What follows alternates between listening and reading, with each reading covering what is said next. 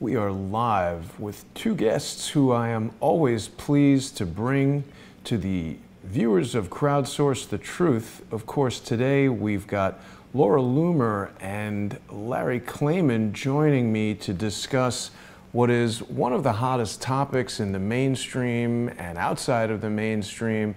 We've got this freshman class in Congress that is just going absolutely haywire. Larry, Laura, can you guys both hear me? Yes. We can, Jason. Great to see you. Laura, how are you? I'm doing well. How are you? Good. Glad to hear you're well. Yeah, Me too. I'm glad to have both of you guys with me. Laura's joining us from a telephone-only connection today, but that's fine. Laura, you've been challenging Ilhan Omar and some of the, let's call them what they are, jihadi congressional representatives since they came on the scene. What's your take on this latest situation that's been going on with Ilhan Omar? Whoa, wow. Did you just really call them jihadi? Have I officially convinced you that these women are jihadis? Well, I think it's worth spending some time reminding people that Laura was the one who first told me about the explanatory memorandum. Give us a little background on that again, Laura, because it's difficult to believe. Right. Yeah, so thanks, of course, for having me on again tonight. It's always fun. Well, okay, so this isn't a surprise to people who have been studying Islamic Jihad and the Islamic invasion in America like I have. What's currently happening in our country with these jihadi congresswomen, Ilhan Omar out of Minnesota and Rashida Tlaib out of Michigan. You know, shortly after 9/11 in 2004, during an FBI raid in Annandale, Virginia, well, the police, they spotted this Islamic couple taking pictures of a bridge in Virginia. And, well, it sparked their interest. And it turns out that, you know, these jihadi individuals in Virginia were planning to destroy this structure in Virginia, this bridge, in another 9/11 style attack. And when they conducted a raid in Annandale, Virginia, in the home of a senior Muslim Brotherhood official, they discovered this document called the Explanatory Memorandum, which is essentially a blueprint for the Muslim Brotherhood in America, which is CARE, the Council on American Islamic Relations, and many others, individuals who support Hamas, and their goal to infiltrate our political, educational, social institutions from every level, to implement Sharia at the highest levels and to essentially establish an Islamic caliphate in America. And if you look at the explanatory memorandum, which we did on your show several times, and we went through it word by word, you see that they talk about implementing Sharia and an Islamic caliphate in America, since they've determined that North America is the most ideal place to do this, through a process of what they call civilization jihad.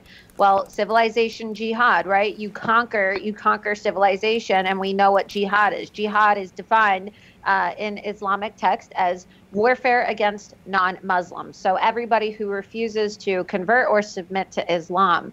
And the process of civilization jihad is done through settlement. Well, what is settlement? Settlement is Islamic immigration.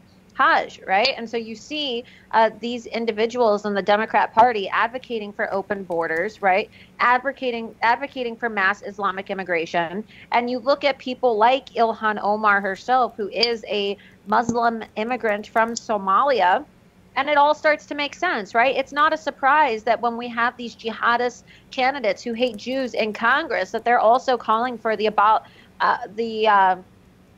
eradication of ICE and DHS, and Ilhan recently said she wants all of DHS to be completely defunded. This is why, right? Because you have the Muslims in Congress now, and the next step to implementing Sharia and establishing the caliphate is open borders, so that all of these jihadist individuals can come in and take over. And this is an FBI document that was officially obtained. It has an FBI stamp on it. And the American public, they don't know about this. Last time we discussed this on your show, people were freaking out and going crazy because this is stuff the mainstream media has a responsibility to talk to people about, but unfortunately, they don't. And currently, the strongest chapter of the Muslim Brotherhood in America is CARE, the Council on American Islamic Relations, which is now backing Ilhan right? They and their thugs patrolled the hallways of Congress this week with Linda Sarsour to pressure people into supporting Ilhan and her Jew hatred. And they are now leading an initiative to get Judge Jeanine Pirro fired from Fox News for speaking truth about Sharia. Right. Now, Larry, let's talk for a minute about the real violations of law that have been alleged against Ilhan Omar. Obviously, we can argue on one side or the other if her comments are anti-Semitic or anti-Jewish or whatever, but there is an ongoing question as to the legality of what she's done, you know, marrying her brother, violation of immigration law. What's the status there? Yeah, actually, before I do that, Jason, let me just amplify a little bit with Laura. And it's not just that people like Ilhan Omar and Tlaib are against Jews. They're also against Christians. That needs to be understood. And they're a close second to Jews in terms of who they hate, essentially. Because Laura's right. I mean, their goal is jihad. Their goal is to take over the world for Islam. That's what Allah teaches. Allah teaches, if you look in the Quran, that it's okay to lie to further the purpose of Allah. That's not in dispute. And what is also not in dispute, and there was an article written by Thomas Friedman, who is a self-hating Jewish leftist, on the New York Times earlier this week, where even he wrote that it was Jewish groups, leftist Jewish groups in the district in Minnesota that supported the election of Ilhan Omar and in fact donated a lot of money to her. So it's not just radical Muslims, but it's radical Jewish left, which has put this person in power and other people in power. And it was just stupidity on their part. I've often said that, you know, if this was World War II all over again, the Jewish left would get on boxcars thinking they were going to summer camp. And it's not funny. And they tend to support the Palestinian cause before they support their own Jewish state in Israel. So it's from all sides. And you've got the Anti-Defamation League that supports these kinds of people. You've got the ACLU, which has a significant contingent of the Jewish left. And as you know, I'm a Jew, I'm Messianic, I'm both. I'm a Jewish Christian in effect. But I feel so strongly about my Jewish heritage that I've started this group, and I hope people will join it, called the Coalition of the Jewish Right. I'm going to change the name a little bit, Coalition of the Jewish and Christian Right, because, hey, it's we Jews today who are on the front lines, but it's Christians tomorrow that are going to be subject to this in even a greater extent. Now let's talk about the complaint that we filed, and I sent it to the Secretary of Housing and Urban Development, Secretary of Housing of Homeland Security. I'm not talking about Ben Carson, although we should send it to him too. I'm sure he'd be sympathetic. Kirsten Nielsen. And I said, I want to meet with you, Secretary Nielsen, because this is a serious matter. Yeah. And it alleges that Ilhan Omar married her brother to commit immigration fraud to get her brother citizenship in this country, that she cavorts around with terrorists and terrorist groups, and Laura just confirmed that is true. CARE, by the way, is a segment of the Muslim Brotherhood. That's the granddaddy of terrorist organizations. Al-Qaeda is a subpart of that. And it was named as an unindicted co-conspirator in a case against the Holy Land Foundation in Dallas, Texas, a number of years ago by the Justice Department. And our politicians shy away from dealing with this because they don't want to be called racists. And that's why even on places like Fox News, you can't even use the word Muslim. You can't call Ilhan Omar a Muslim, let alone that she may be sympathetic to Sharia law, which is what Jeanine Pirro was reprimanded by Fox for. So we have to start talking the truth here, and this is a threat. Laura's right, there's an infiltration. And this illegality, there are two, apparently it was reported just in the last few days, that two ICE officers, immigration officers of the Department of Homeland Security, were doing their investigation of Ilhan Omar on her websites, on her internet sites, and found troubling information. And now they're being criticized for simply doing their job. It appears they may be reacting to the complaint that I filed, although I need confirmation that it's been formally instituted. It's going to take a lot of pressure on the Secretary of Homeland Security to do something here because of the fact that in today's world, if you're Muslim, you're essentially above the law because nobody wants to risk being called a racist. You know, guys, just the other day, The Hill has an article here that says ICE investigating agents for sharing social media posts promoting conspiracy theories about Omar. And this article is talking about 2 immigration and custom enforcement agents who are reportedly under review for sharing social media posts promoting a conspiracy theory. Anytime something is called a conspiracy theory, that means they want you to think it's fake. ABC News reported that a senior Homeland Security agent shared a LinkedIn post with a video claiming Omar attended terrorism classes. Laura, you've done a lot of on-the-ground investigating in Minnesota and elsewhere with regard to Ilhan Omar. What have you learned in your first-hand investigation? Well, none of this is a conspiracy theory. This is all fact-based information that is backed up by social media posts, marriage certificates, and Ilhan's own words and her own beliefs as a Muslim. And for some reason, you're just like Larry said, you're not allowed to speak truth about Muslims or Islam in America anymore. These people have become the most protected class of people in this country and around the world. And it's shocking to me because, you know, you can see the marriage certificate. She was married to a man in 2002, and then the other man, who's believed to be her brother, in 2009. She was married to 2 men at the same time. That's called bigamy, right? That is not legal in the United States of America. Incest is illegal in the United States of America. Her social media post, she has called Israel evil. She wrote a letter to a judge asking for men who were accused of joining ISIS overseas to receive a lenient sentencing, okay? She refused to condemn Hamas. She has referred to people like Elliot Abrams as, you know, as evil individuals and used anti-Semitic slurs to describe Jewish individuals in positions of power in our country, okay? The other day, she said that President Trump is not human, but Obama is. And, you know, I can't help but interpret that as her viewing Jews and Christians as subhuman, just like it says in the Quran. Because, you know, let's not forget, Barack Hussein Obama is a Muslim. Okay, and even in his own interviews, President Obama referred to himself as a Muslim. And so, of course, Ilhan Omar is going to say that Obama is human and President Trump isn't, because President Trump is a Christian who has a Jewish daughter and Jewish grandchildren. And what does the Quran, Larry, what does the Quran tell Muslims to do to Jews and Christians? That's right, Laura. And I want to say this, and I know you believe this too, is that there are good people who were born Muslim. The fact that you were born Muslim doesn't make you bad. In fact, I have friends who have renounced being Muslim and are good people. But if you adhere to fundamentalist Islamic philosophy, by definition, you want to destroy the infidels. And if you don't destroy them, that you put us into slavery to pay high taxes. Okay, we can go back to building the pyramids again. Maybe we can get reparations someday. Who knows? I'm just joking, of course. That's how ridiculous the reparation thing is on the other side of the coin.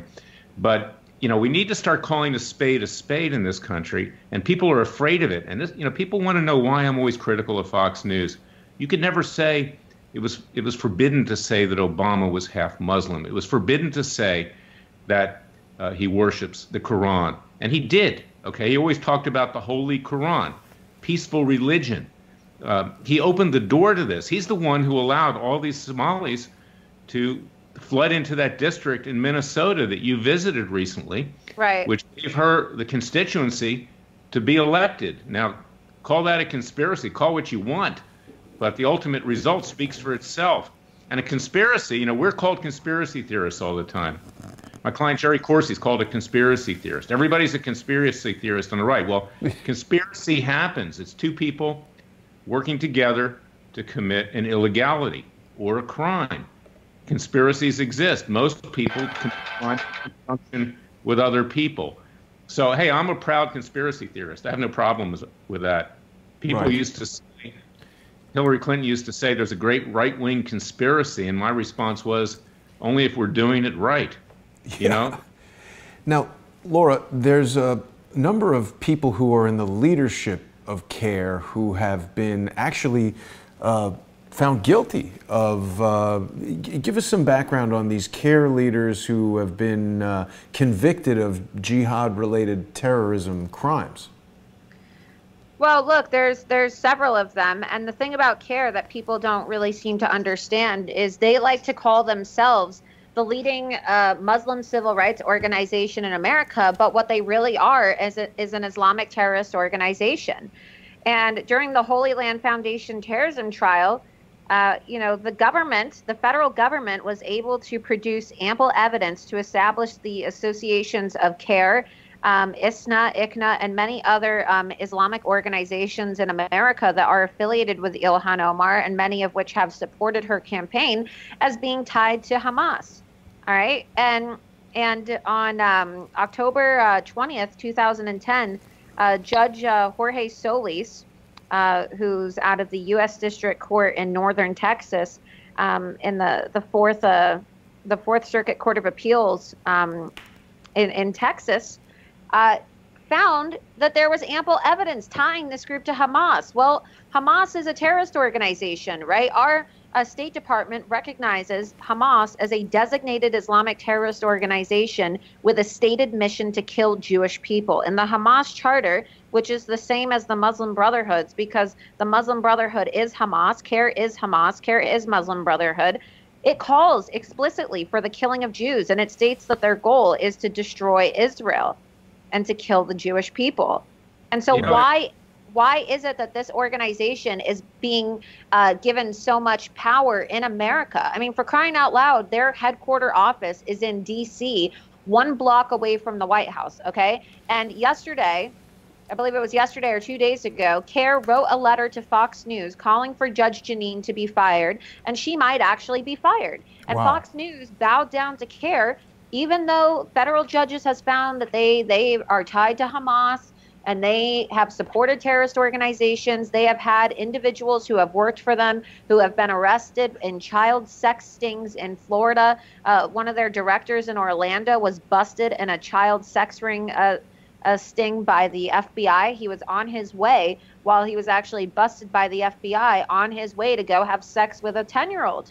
Damn. So, and it's not just Fox News. I mean, that's bad enough, believe me, and that's why what Jason's doing is so important, because we can tell the truth, and there are other organizations out there that are doing the same thing. Pam Geller and others are telling the truth, and you, Laura, are on the forefront, and you're risking a lot to do what you do, and you're a very brave, patriotic woman. But one of the things here that really is troubling is the fact that you really can't speak up, and the judges are afraid of this too. I have filed cases against radical black Muslims like Farrakhan in Texas, and the judges run away from these cases. They're frightened of it. Here, Farrakhan, 3 days before, and he's Islamic, 3 days before the massacre in Dallas a few years ago, he was calling to kill white cops in particular. Of course, he was willing to kill African-American cops too, as long as they were cops. right. And his disciple is the one who killed the 7 policemen there. And I represent one of the fathers of those fallen policemen, a very fine Latino gentleman, and his son, Patrick Zamarripa. They're scared of this. And even a Trump judge, I'm having to take the matter up on appeal, it was just recently appointed, ran away from this because they're frightened. They're frightened for their lives. And let me point one other thing about Sharia, is that I believe, and correct me if I'm wrong, that Omar took the oath when she became a congresswoman, when she was sworn in on the Quran. The Quran is Sharia, okay? So Yes. So Jeanine Pirro didn't say anything that isn't true here. And here's another irony, is that a couple of years ago I was coming back from Israel, and I was reading a magazine, an Israeli magazine, an English version, and it pointed out how in Israel they have a dual justice system for the Arabs that live there, under Sharia or under Israeli common law, which is similar to our own common law, more British than ours, but similar. And that in family law proceedings, Arab women would almost overwhelmingly choose Israeli law to decide divorce and custody than they would choose Sharia law. So it's really interesting that even the Arab population, the Muslim population in Israel, doesn't want to be judged under this very severe, cruel, and inhuman Sharia law, which believes in stoning women, which believes in killing homosexuals, which believes in a lot of things, and you can't talk about that. You can't talk about it on Fox News. And yes, Jeanine Pirro, she's not going to be fired, but her wings are going to be clipped. And they humiliated her for saying something which was simply true. Now, let's talk about that for a minute, Larry, because Laura's told us a lot about how this explanatory memorandum lays out a multi-step plan, and frankly, congressional representatives being sworn in on the Koran represents at least some of these steps already happening. Laura, there's a lot of people who are going to watch us today, and Larry, this is a question for you as well. A lot of people are going to watch today, and they're going to criticize you guys, and they're going to criticize me for having you on. You've both openly proclaimed that you're Zionists, and there's this big dust-up right now that Ilhan Omar has said that AIPAC is a problem, that Israel controls the United States, Jews have hypnotized people of the United States, and here she is supporting CARE. What really are the differences between, obviously they're on opposite sides of the argument, but how does AIPAC differ from CARE, and what do we say about these statements? Well, let's again back up a little bit here, and I'll turn it over to Laura. Is that number one, the land of Israel was given to Jews, and by extension Christians. This is the home of Moses, King David, and of course, Jesus. Okay, he walked every day down Mount Olive. First he went to see Mary Magdalene, then he went to see his mother, Mary, and he went to see Peter, who was locked up at the time. This land belongs to Christians and Jews and Christians, however you want to put it, okay? And that is what Zionism is. It's not persecution of Arabs. It's that the land inherently belongs to Jews, and by extension, it's nationalism, and there's nothing wrong with nationalism. Right. Now, the Arabs and the Muslims, they control every piece of land throughout the Middle East, except for this very small portion called Israel. And, they have Mecca in Saudi Arabia, they have Egypt, they have Libya, they have the Sudan. I mean, they control huge swaths of land, and the Jews can't have one little piece of land. And then the Jews let the Arabs be citizens. They're citizens. They can vote. Jews can't do that. Christians can't do that in these Arabic countries. That's forbidden. And on top of that, the Palestinian population, if you go to Israel, the ones that actually live inside Israel proper, they don't want to leave. They want to stay there because the economy's good. They're making good money. They have a good life. And people don't talk about that. Instead, Israel becomes the newest apartheid state after South Africa. And what is happening in the Democrat Party today, and it's being fomented on college campuses, is a virulent anti-Semitism that goes beyond Ilhan Omar and Congresswoman Tlaib. It infects the entire Democrat Party, and the president's right. And Nancy Pelosi, who may not be an anti-Semite, she has too many Jews in her district to be an anti-Semite, can't control it. It's out of control. Well, no, I think she could be. She is an anti-Semite. Some of the worst, some of the most anti-Semitic, Jew-hating people I know are people who claim to represent Jews and people who are Jewish themselves. Like, I would say that Chuck Schumer is a vile anti-Semite. I mean, Chuck Schumer claims to be Jewish, but he is not doing any favors to the Jewish people. And unfortunately, AIPAC is allowing him to come back and speak this year. And look, I don't think that it's a crime to criticize AIPAC. I don't like AIPAC, and I'm Jewish. But, you asked what the difference is between, Jews lobbying on behalf of AIPAC and Israel, and then people like Ilhan Omar working with CARE and CARE lobbying. Well, when was the last time a Jew carried out a suicide bombing? Oh, I'm sorry. Was it Jews who flew planes into the World Trade Center on 9/11? No. Well, many people will say it was. Like, there's a lot of people who watch YouTube say that Israel was involved in 9/11. And I think there are a number of examples of evidence that 9/11 was a multinational operation that involved operatives from lots of different countries. My personal feeling, setting religion aside, is that Israel is a strategic asset that the United States, the United Kingdom, and allies after World War II put there in the Middle East to control the political situation, to have a democracy that's a United States ally.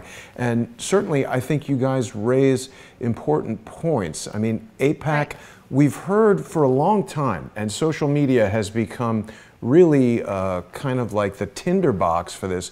We've heard for a long time that, that congressional representatives are forced to pledge allegiance to Israel. And I think one of the most terrible people who's been spreading this is, people are going to get mad at me for saying this, but it's Cynthia McKinney, who I find to be a really Jew-hating individual who, with no evidence, has spread this rumor. Let's listen to this for a moment. This is her in her own words.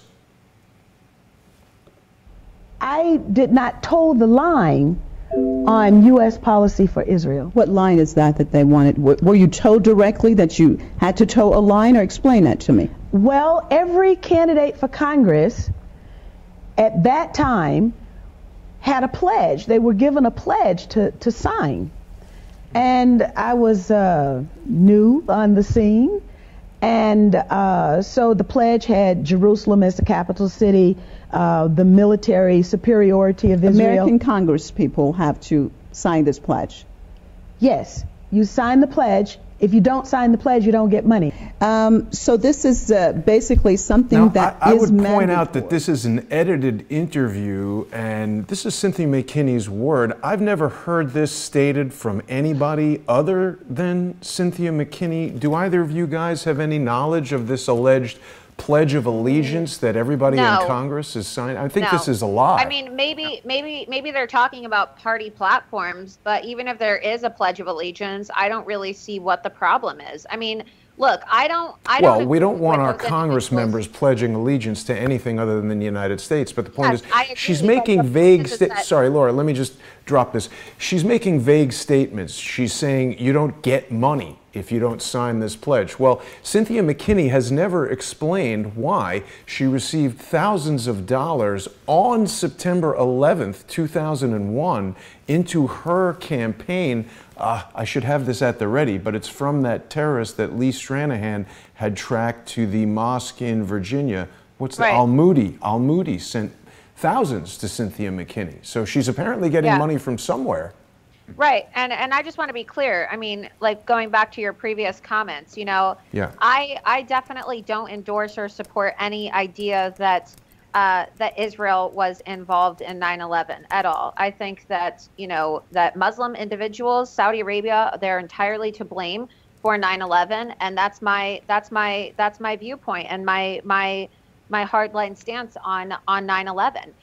But regarding her comments about the PACs and pledging allegiance, there's a difference between pledging allegiance, right, having a loyalty, and pledging allegiance to Israel, which I don't think that U.S. politicians should pledge allegiance to any country besides the United States.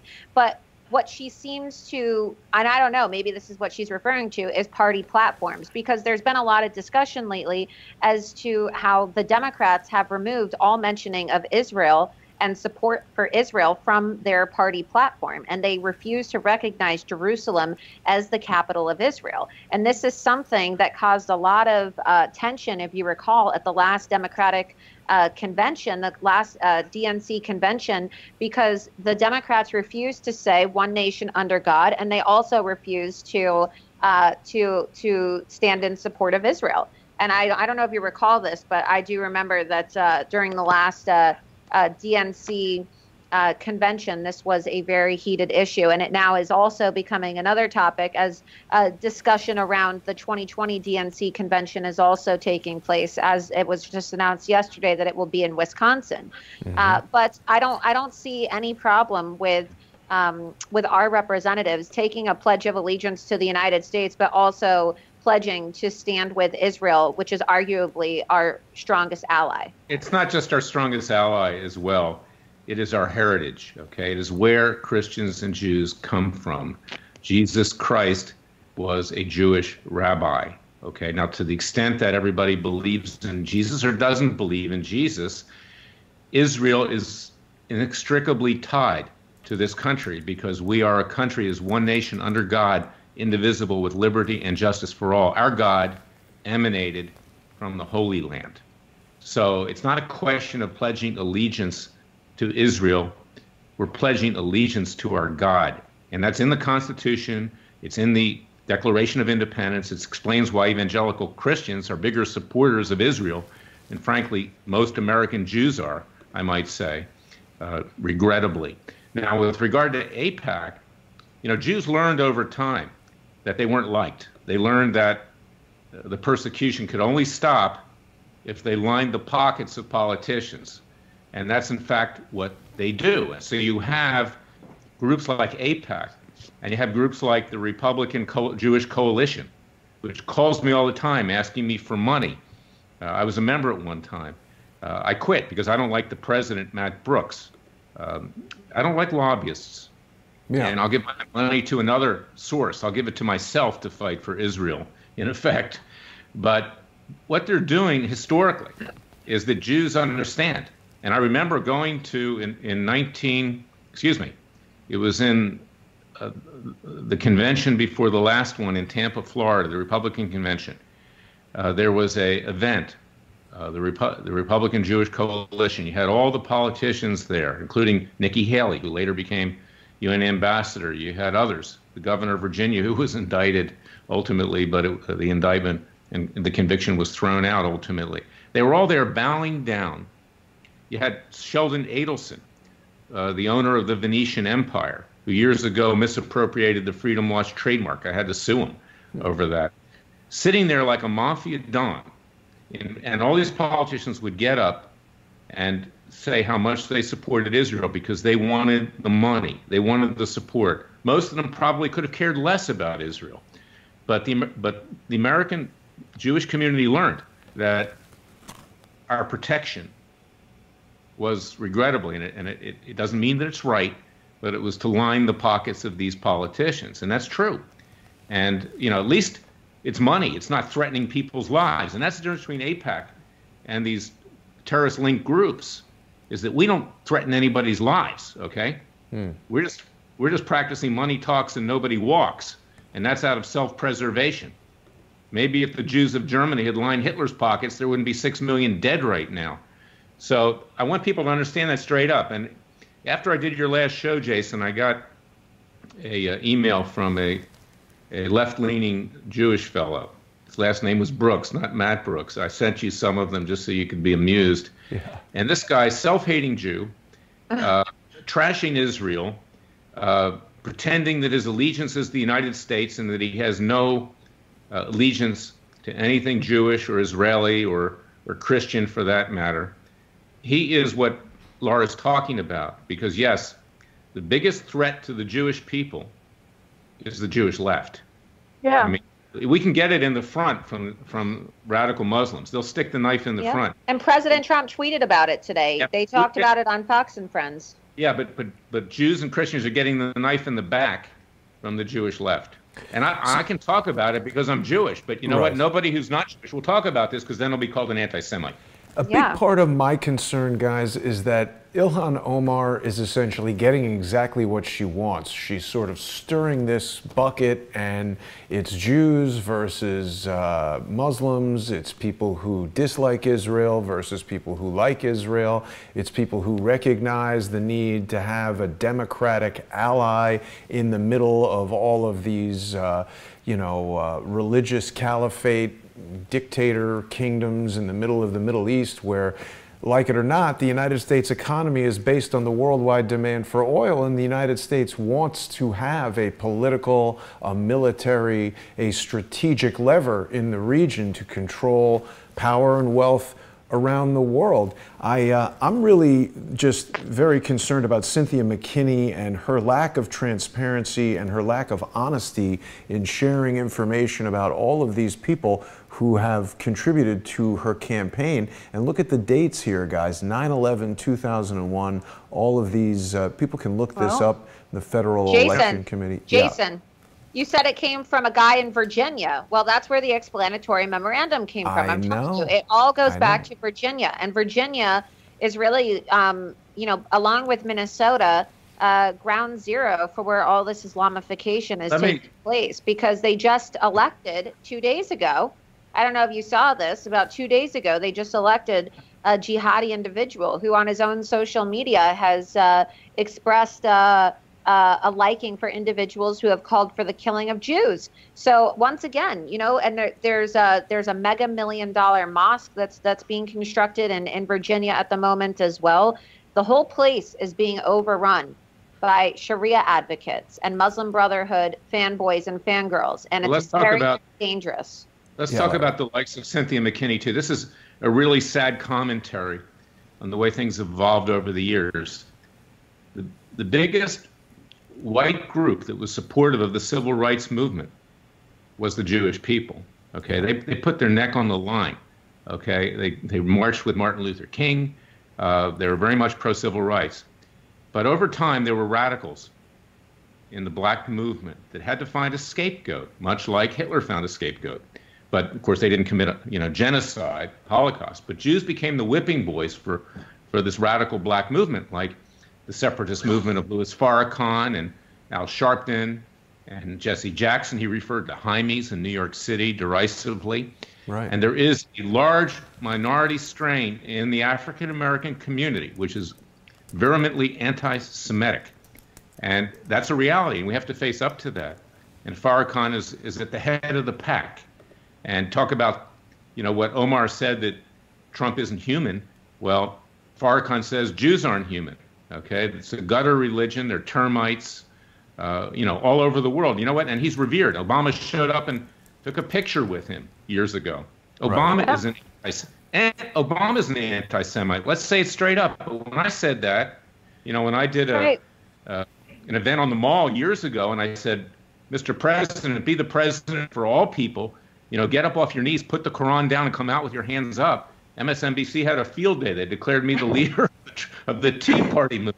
Right, but Larry, the thing is you just said it, right? The thing is this isn't a surprise to people. And what do Obama, what do Rashida, what does Ilhan, what do Louis Farrakhan, and all these people, the people who committed 9/11, what do they all have in common? I mean, it's the elephant in the room that nobody wants to talk about. What do these people all have in common? They hate Jews. Yeah, they're all Muslim. And at the end of the day, it doesn't matter what people say, right? Anybody who calls themselves a Muslim in the theological sense, in the ideological sense, anybody who identifies as a Muslim holds these beliefs, because it is a punishable offense in Islam to try to reform Islam or change the word of Muhammad or try to reform Islam. Okay, and so when the Quran calls for the killing of Jews and Christians, right, that's what it means to be a good Muslim.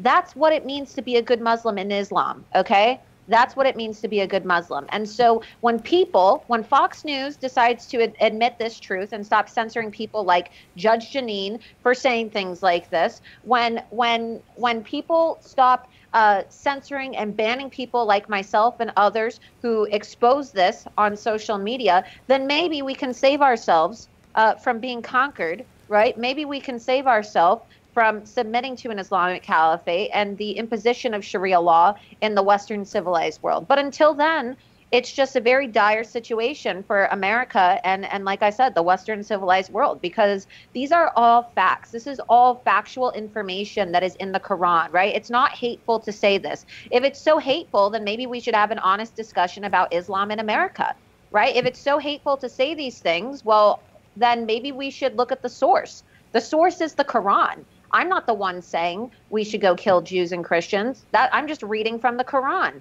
And Laura, so let's people talk are for a minute. triggered by this. Let's have a conversation. Let's talk for a minute about the censorship. I just want to emphasize, you know, I'm not trying to sugarcoat this or be politically correct. Sure. But a child that's born Muslim is not inherently a bad person, okay? Oh, I don't think so. If you practice. People can renounce.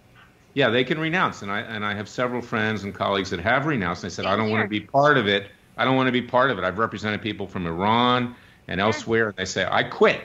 I'm not going to be this anymore, because they understand that this so-called religion, which is not a religion at all, it's a cult. It's a political cult.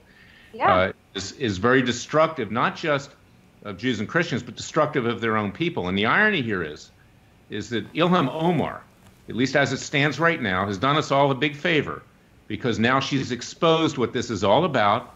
And now, you know, she and others have infiltrated our Congress, and we can see it up close and personal what it is we have to deal with. And I agree with you. And I just want to be very clear, too. You know, some of my closest friends are people who used to be Muslim and they no longer are Muslim. People who have denounced their Islamic upbringing, and they are now, some of them have converted. Some of them are now Christians. Some of them are now very favorable of Judaism. And I don't think that people who are born Muslim are bad people. I feel a lot of pity for a lot of people who call themselves Muslim, because a lot of people who call themselves Muslim only do so because they're forced to do so. There's a lot of people who are living in places like Iran, which is an Islamic theocracy, and they are forced into it. They do not have a choice. And there's a lot of women who private message me, and they would message me on Twitter before I was banned, and they would tell me about how they're being abused by their family members and how, you know, their fathers would rape them and how they're trying to leave. And I feel a lot of pity for these people. Not everybody who's a Muslim wants to be a Muslim, and a lot of people are forced into it. And so for people who say I hate Muslim people, that's not true. I hate Islam as an ideology because of the millions of human rights violations it's responsible for, the millions of deaths it's responsible for, and just the absolute human suffering and torture that it's implementing all throughout the world on innocent people who just want nothing more than to break free. Guys, yeah. let me bring you to this for a second. I want to talk about the effect that it's having on social media. And of course, Laura, everybody now knows you've been banned permanently from Twitter. Louis Farrakhan put up a video saying, "I'm not an anti-Semite, I'm anti-termite." You, Laura, merely pointed out what seems to be coming to the fore in the mainstream today and this week. You pointed it out and they kicked you off of Twitter. Is anybody talking about the fact that Twitter, there's more stock in Twitter owned by Al-Walid bin Talal, the Saudi royal who is a Wahhabi, you know, huge supporter of Sharia law and Islam. He owns more of Twitter than Jack Dorsey. What can we say about that?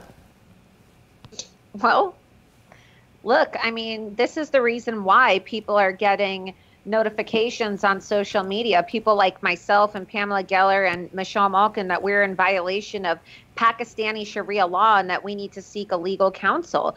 I mean, it's really concerning. And when you have this much Islamic influence, well, there's no surprise as to why these tech companies are banning people who post facts about Islam. It's no surprise that you can call for the killing of Jews and Christians. Literally, Twitter allowed for #KillAllJews to trend on Twitter, and that was okay. But me pointing out facts about Sharia law is a bannable offense, right? Hamas and the Muslim Brotherhood all have verified social media accounts on Facebook and Twitter, but God forbid, an outspoken Jewish journalist has access to social media, right?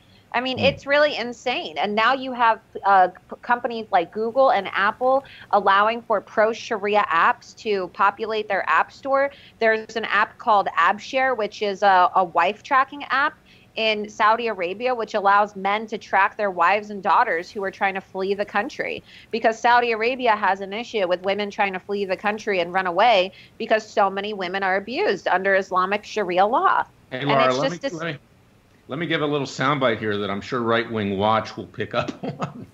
Is that, hey, we're not anti-Muslim, we love hummus, you know? It's great. Let them deal with that. But let me give a little history course quickly, Jason. Okay, yeah. People don't know this, and they don't teach this in our universities. They just say that the Jews took the land away from the Arabs and the Muslims. But Israel was created in 1948. And at the time it was created, it was a checkerboard. There was a Palestinian sector, you know, to use the term Palestinian loosely, because anybody that lived in Israel was called a Palestinian, including Jews. But there were sectors for Arabs and there were sectors for Jews. The Arabs couldn't wait. They declared war on the Jews immediately. They tried to annihilate them, kill them all. And by the grace of Yahweh, we prevailed. Okay, you lose a war, there's a consequence to it. And the Arabs have lost 3 or 4 major wars since then. But rather than taking in the Palestinians, who some of them fled at that point, the Arab countries put them in ghettos and let them rot. Okay, like African Americans have been allowed to rot in the north. You know, I've always said the South is actually less racist than the North. And that's what the Arabs did. But that's not taught in the schools. And it's not known as well that in 1949, the UN also created a Palestinian country, a Palestinian state called Pakistan. So the Muslims have their own country. It's called Pakistan. They don't like it in Israel, buy a train ticket and go to Pakistan. Or go to Jordan, where you have 70% of the population Palestinian, ruled over by Bedouins, in a monarchy.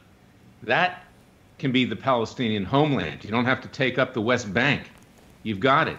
And as far as the Temple Mount is concerned, Mecca is the center of the Muslim world, not Jerusalem. And God, the Jewish Christian God, gave Jerusalem and Israel to the Jewish people. It's a very small part of land, and it just because historically, there's, I don't know what you would call it, just a desire of Arabs and Muslims to annihilate the Jewish people, that this thing will continue on forever. And I, for one, and I'll say this, I'm not in favor of a two-state solution. If they don't like it, go to Pakistan. If they don't like it, go to Jordan. If they don't like it, go somewhere else, because they're entitled to live in peace in the Jewish homeland, and they're entitled to vote, and they're entitled to be citizens. I don't agree with what Netanyahu said recently either. They are entitled to be citizens. They have rights. So, I'm sure this entire interview will be taken out of context by the lunatic left, but it's time that people were taught, particularly in our schools, our millennials, and I might add my dog has a larger vocabulary than most millennials. They need to be able to understand what really went on. Now, I don't know if you guys can see this image, but I'm sharing right here an image of Linda Sarsour and Rashida Tlaib holding up a map. They're smiling, they're laughing. They've got a Post-it note that shows Palestine in place of Israel. Laura, Linda Sarsour is not in Congress, is she? What is she doing there with this kind of... Linda Sarsour campaigned with Ilhan Omar and Rashida Tlaib, something I pointed out when I did my investigation on the ground in both Michigan and Minnesota over a year ago. Mm-hmm. And Linda Sarsour is a jihadist. I mean, this is a woman who called for jihad, right? That's Islamic terrorism against President Trump.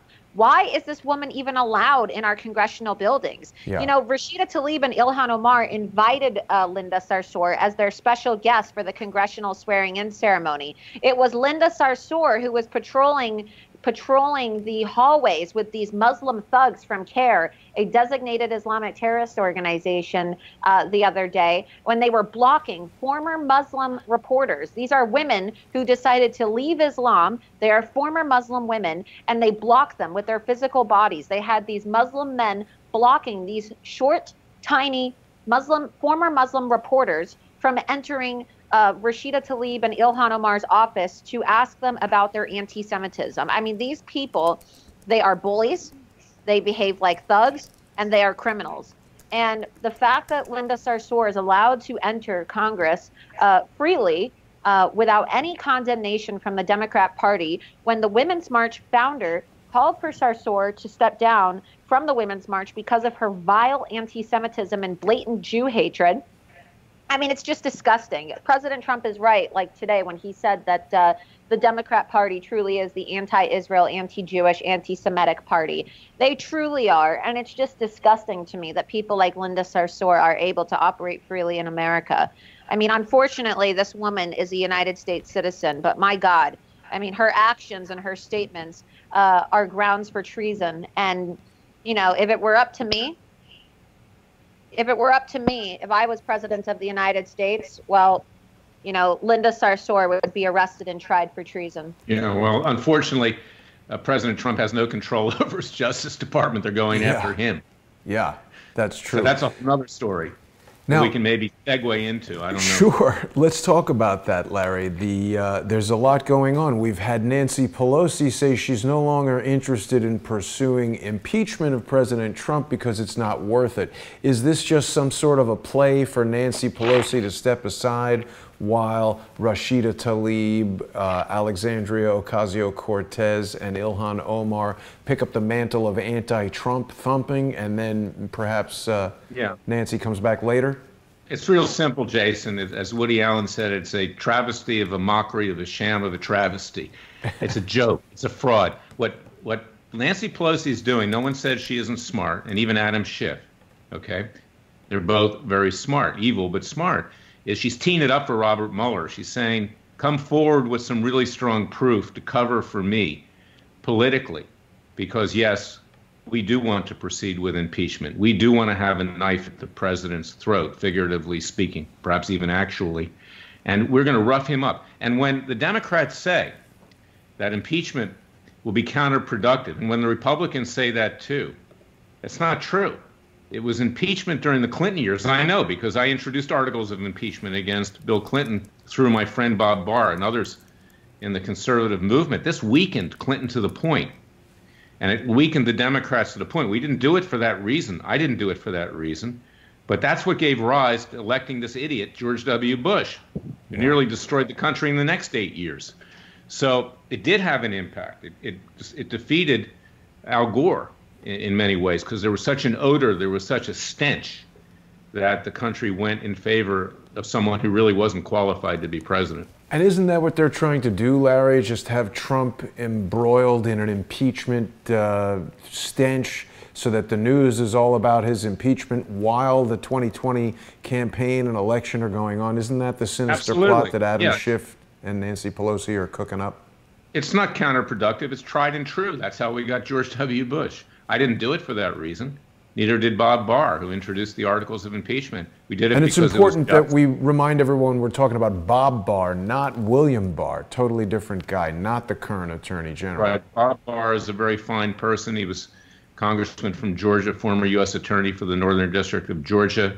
I worked with him at Judicial Watch, and we furthered the impeachment of Bill Clinton in Congress. Unfortunately, not for enough. It was over Lewinsky, because we wanted to broaden it to Chinagate, Travelgate, misuse of the IRS, trashing women. Things there were actually evidence of. We've seen, we're coming up on 2 years of Robert Mueller investigating President Trump, and so far he's just gotten people to be indicted for process crimes and financial crimes they did before they worked for Trump. Well, mark my words, this impeachment report, it's a Freudian slip. This report that's going to come up from Mueller, which will take a while to be released, will have enough for impeachment. You don't have to commit a crime to be impeached. High crimes and misdemeanors. It doesn't have to rise to the level of a crime. It can be moral turpitude. It can be all kinds of things. And it's going to be loaded with stuff like that. Right. So, Larry, you and Laura have a case brewing against Twitter. I'm sure most people have seen this clip from, I guess it was last week or something like that. I don't know who the hell is at my door, but they're not coming in because they weren't announced. But this was the Joe Rogan show with Jack Dorsey and someone from Twitter talking about Laura. Jason, let us know if it's people or their race, or their gender, or sexual orientation, or gender identity. So it was something that's broad-based, is that you can't choose to attack people because of these characteristics. But you do have limits on what characteristics you police, right? So you're not banning people for targeted transspecing others, right? Well, we have also general abuse and harassment rules, right? Which says you can't engage in abuse and harassment on the platform. But you can't detonate someone, but you can call them stupid. Generally, I mean, if you create Sorry, guys, I just sort of put that up. I don't know, somebody ordered food that accidentally got delivered to my apartment. Is this a clip where she's talking about me? I think it might not have been, Laura. Sorry, I launched that thing not fully ready because that doorbell surprised me. But the point is, Jack Dorsey is talking about you here, Laura. He's being held to task by Tim Pool, who I think did a good job of asking some tough questions that they didn't want to answer. Laura, why has Twitter refused to reinstate you when Louis Farrakhan is on there saying he's anti-termite, and it now turns out that they're biased. They're biased against conservatives, and they're run by Muslims. I mean, at the end of the day, if you just have to look at the money. You follow the money.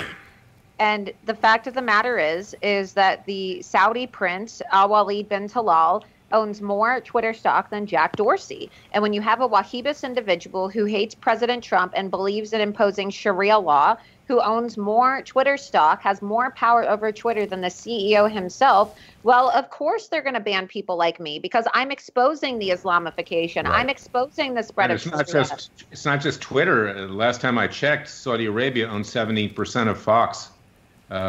20th Century Fox. I don't know if it's still the case, but it may explain why you can't use the word Muslim on Fox. Well, Larry, this is a huge problem, right? I mean, Bill Binney has told us in other interviews that one of the biggest problems he observed while he was at NSA during his 30-plus year-long tenure there was that so much of this work that we expect to be done by the government and our military and agencies of the government is being outsourced to corporations. So if you're outsourcing government work to a corporation, it seems to me all you need to do to overthrow the government is buy those corporations. And so we see these companies like Kingdom Holdings owning the top 4 floors of the Mandalay Bay, and yet this investigation into the Las Vegas shooting, anytime anybody mentions anything about Saudi Arabia or helicopters, we have disinformation agents like Jake Morphonios making up fake evidence to dissuade people from investigating anything to do with Saudi Arabia. Look, it was our moronic president, George W. Bush, who flew the Saudis out of town, got them out of Dodge right after 9/11. Saudi royal family took them back, protected them. They're benefactors. You know, the Daddy Bush, was with the Carlyle Group. They took $1 billion from the bin Laden family. You know, they have bought the politicians in this country. So can you blame then AIPAC for trying to level the playing field? I don't, care for lobbyists myself. Matt Brooks of the Republican Jewish Coalition is a lobbyist. I don't care for it at all. But it should be illegal, shouldn't it? Lobbying, it seems like they're just buying politicians. Well, they do buy politicians. It's a tradition that came from Great Britain. They perfected it, and we took it to another level. And have people been made aware of this photo? I've shown it a number of times, but this is Al-Walid bin Talal seated in his office with Jamal Khashoggi, who was famously brutally murdered at the Saudi Arabian embassy. But yet the mainstream news throughout the United States, including the Washington Post, for which Khashoggi was allegedly a journalist, they've made this out to be some, travesty where, Julian Assange has been locked in the Ecuadorian embassy for 7 years. This guy, Khashoggi, seems like he was a jihadi. He's shown with members of the, who are those guys in Afghanistan? Well, Jason, there's one thing that the Arabs are good at, and that's killing each other, okay? Shiites and Sunnis. They hate each other. I mean, they hate Jews and Christians more, but they're a close second when it comes to hating each other. So it's no surprise that Khashoggi was assassinated by probably the prince. Well, I mean, the other thing is he was photographed in the 1980s with a bunch of mujahideen jihadis, and he's holding a shoulder-fired missile. So he's not. I mean, Laura, you're a pretty bold journalist, but if somebody gave you a Soviet-era, rocket launcher, would you hold that, or would you just stand next to it? It seems like this guy's involved with the mujahideen. Yeah, I mean, look, I don't really care about the fact that that Khashoggi was murdered. I mean, you're going to live by the sword, you're going to die by the sword. And as it came out after the fact, right, it may sound kind of cold-hearted to say, but Jamal Khashoggi was a Muslim Brotherhood operative, all right? He was writing pro-Muslim Brotherhood propaganda for the Washington Post, which upon further investigation, it turns out that the Washington Post allowed for several members of terrorist organizations to write op-eds on their platform. And so I don't really feel sympathy for him. I mean, these jihadis are a dime a dozen, and if they're going to, they may have differences in terms of which sect they promote, or they may have differences in which terrorist organization they advocate for or belong for, right? But at the end of the day, their ideology is the same, and so I don't really view the death of Jamal Khashoggi as a loss. I don't really view it. Laura's right. The Saudis, basically to avoid being beheaded, the royal family, they line the pockets of these terrorist groups, but they fear these terrorist groups at the same time. So the irony is they're bribing the terrorist groups not to lop their heads off because they are rivals. The Sunni, I mean, they're Sunnis, the Saudis, and the Shiites want to destroy them. Right. So. Right, but they're one and the same. I mean, it's the same ideology. At the end of the day, I mean, they may have different sects or they may have differences in the way that they carry out their business, but the ideology is still the same. I mean, there's only one form of Islam. There's only one Quran. Yeah, they're competing for followers. You know, that's the bottom line. But I have a serious problem with people trying to portray Jamal Khashoggi as a victim, because he's not a victim. He was producing pro-Muslim Brotherhood propaganda, and I don't really view his death as a loss for the field of journalism or a loss for the American people. I think that Jamal Khashoggi was an enemy of the state. I don't think that I don't really think that it's appropriate for American media institutions to be, you know, trying to generate treat him sympathy. like some kind of hero or something like that. Yeah, like he's not a hero. Like Time Magazine put him on the front page and, you know, tried to make this guy a martyr for journalism. Wow. For what? For what? Yeah. Now, Laura, you've relied on really hard evidence to back up your reports. You are on the ground, you're finding ballot boxes in rental cars, you're finding valet receipts that are totally blowing Joe Lombardo's narrative out of the water. You did a ton of hard-hitting work on Las Vegas. What do you think would motivate someone to manufacture fake evidence, as Jake Morphonios did in an interview with myself and John Cullen, to try to convince everyone that he's spoken with the Saudi Arabian embassy? There was no Saudi Arabian involvement in Las Vegas. You very early on had caught on that item that ISIS took credit for what went on in Las Vegas. Why would a so-called journalist such as Jake Morphonios make up false evidence to try to stop people from looking at what I was discussing with John Cullen? Well, I don't know, but I don't really follow him that much. But, you know, from the interactions that I have had with Jake, they haven't exactly been very pleasant. I find his rhetoric to be very anti-Semitic. He's very anti-Israel. And I just... I told you when we were on the ground in Las Vegas together, when he showed up, I believe, to one of your live shoots there, that I didn't want to associate with him or his content. And so I don't really have a content on it. I mean, to just be pretty blunt, I don't really have any respect for his work. Well put. Well, so are there any developments we can discuss, Larry, with regard specifically to this matter of Laura and Twitter? I mean, it seems to me Twitter, YouTube, Facebook, they all hide behind this Decency and Communications Act and Section 230 of that protects them and allows them to decide that Laura cannot be on while Louis Farrakhan can. Is there anything that's going to happen there? What can we hope for? We're in the courts, and I tried to get around that act. You know, years ago, I sued Facebook because they, in effect, were promoting the Third Intifada, killing of Jews and Christians. They left a page up that was put up by the radical Palestinians, or should I just say the Palestinians. They left it up for 2 to 3 weeks. Even Prime Minister Netanyahu begged them to take it down. I sued. Are there any developments we can discuss? Whoops.